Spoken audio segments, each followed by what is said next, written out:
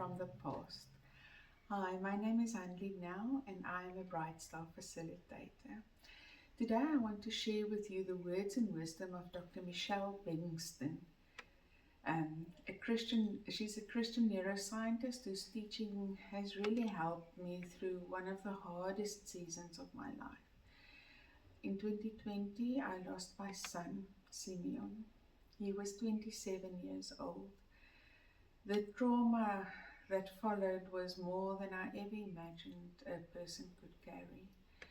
And what I'm about to share with you helped me to understand my own mind in that process of grief. And I share it because it was useful to me, and I hope it will be useful to you too. Psychologists have a name for something our brains do. They call it voluntary suffering. It's the brain's ability to mentally re-enter painful experiences and relive them as though they are happening right now. Your brain doesn't always tell the difference between an actual threat in front of you and a vividly remembered one. So when we replay that betrayal or rehearse the argument or relive the trauma, the body responds as if it is happening again in real time. Your heart rate changes, stress hormones rise, muscles tense, the nervous system switches on. This is why rumination is so exhausting.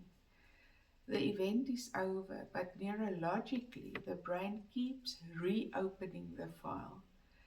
And here's the important part. It's called voluntary suffering because over time we do have a choice about whether we keep participating in it. Not always immediately and not perfectly, not without effort, but we are not powerless.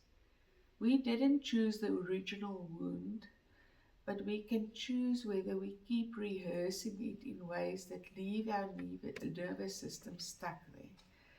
Scripture understood this long before neuroscience explained it. In Isaiah 43 verse 18, God says, "Do not remember the former things, nor consider the things of old."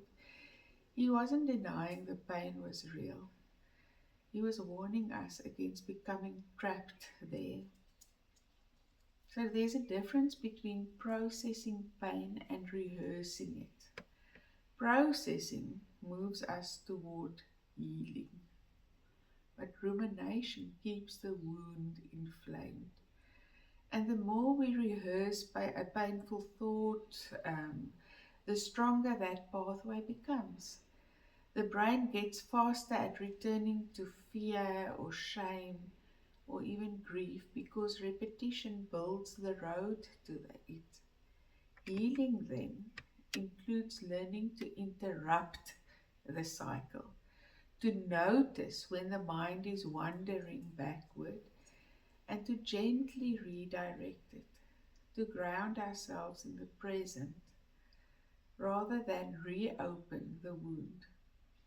In Philippians 4 verse 8, we read something that was never just spiritual advice. It lines up with neuroscience, and it says, "Whatsoever things are true, noble, lovely, praiseworthy, think on these things." Your thoughts are not harmless passengers. They shape your nervous system and your emotional health. Every thought takes your brain somewhere, either towards peace or back into suffering. You can't always control the first thought that enters your mind. My husband just reminded me now that there are triggers that we cannot control, but with practice and with God's help, you can choose whether you keep feeding it. Freedom isn't found in pretending the past never hurt. Freedom is found in no longer letting the past hijack the present. I can tell you honestly, this hasn't been an easy road, and I'm still walking it. But learning that I have some say over where my mind goes, and that God meets me there has given me hope.